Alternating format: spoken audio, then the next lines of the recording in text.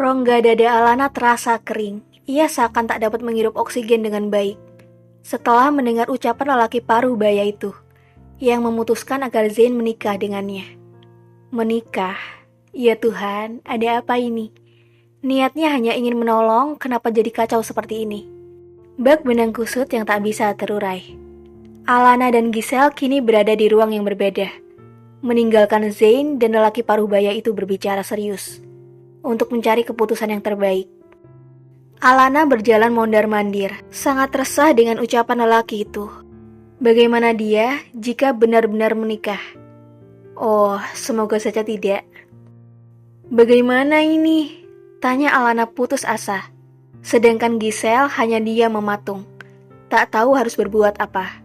Sel, kenapa jadi begini? Cecar Alana.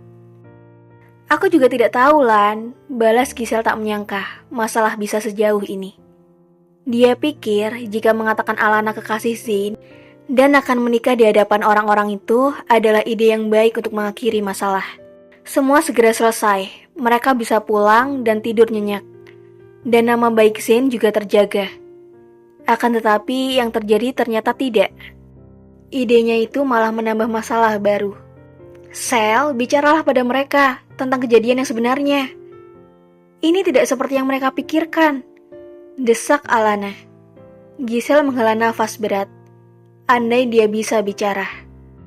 Maaf Lan, aku tidak bisa bicara. Itu sama saja aku berbuat lancang.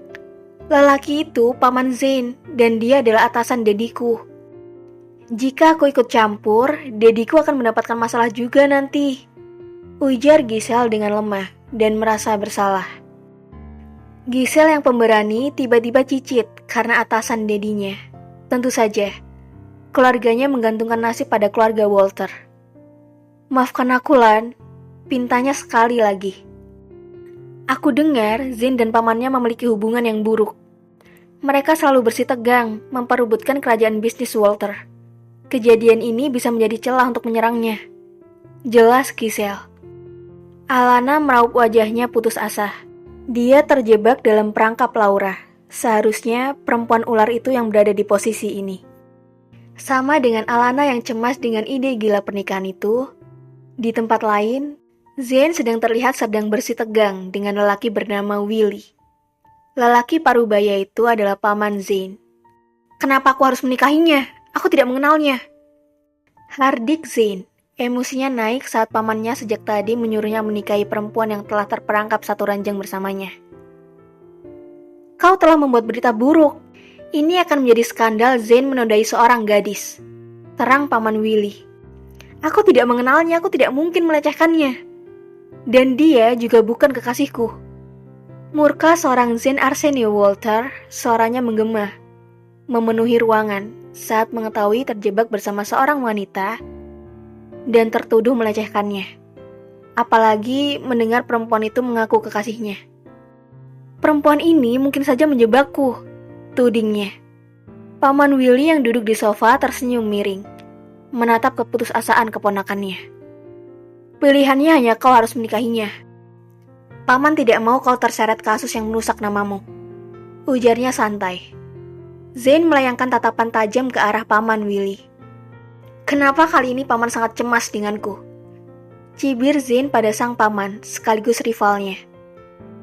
Kenapa paman sangat menginginkan aku menikah dengannya? Apa paman punya maksud lain?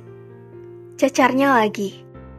Paman Willy mengalihkan wajahnya tak suka Zain menatapnya lekat, merasa terintimidasi. Aku hanya khawatir dengan nama baik keluarga kita. Aku tidak mau mereka menyebarkan berita buruk tentang keluarga Walter. Zain mendengus memutar bola mata jengah. Untuk apa paman berada di tempat ini? Tanyanya langsung tanpa basa-basi, mengalihkan pembicaraan. Paman Willy bangkit dari duduknya. Paman ada meeting dengan rekan bisnis di tempat ini. Semakin jengah saja Zain mendengar ucapan pamannya. Cukup aneh, mengapa lelaki itu datang ke kamar dan melihat semuanya. Jika memang dia harus meeting. Apalagi pamannya itu datang di momen yang tepat saat dia terciduk. Aku harus pergi. Pamit paman Willy. Paman Willy melangkah mendekat ke arah Zain. Saranku, nikahi perempuan itu. Jangan membuat malu keluarga. Ucapnya pelan dengan senyum miring, menepuk pundak Zain setelahnya melangkah pergi. Tangan Zain terkepal erat, emosinya memuncak. Aku akan mencari orang yang berada di balik ini, dan aku akan menghancurkannya. Berang Zain dengan nada mengancam. Paman Willy berbalik. Apa kau menuduhku? Itu jika paman memang merasa tertuduh dan melakukannya. Ucap Zain dengan senyum seringai, menghiasi wajah tampannya. Paman Willy pun berlalu tanpa kata, meninggalkan ruangan. Sial. Zain menarik rambutnya putus asa. Dia telah terjebak dalam permainan seseorang.